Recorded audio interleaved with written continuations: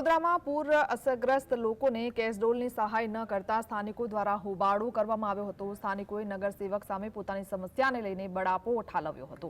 કેસડોલ વિતરણ અને સર્વેમાં ધાંધલી થઈ હોવાનો સ્થાનિકો આક્ષેપ કરવામાં આવી રહ્યો છે। વોર્ડ નંબર 5માં અનેક સમસ્યાઓ સામે આવે છે, છતાં પણ સમસ્યાઓનું નિરાકરણ નહીં આવતા લોકોએ નગરસેવકોનો ઉધડો લીધો હતો।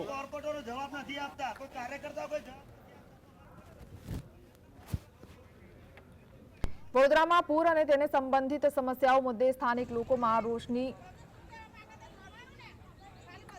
લાગણી જોવા મળી છે। તો કેસડોલની સહાય ન મળતા સ્થાનિકો રોષે ભરાયા છે।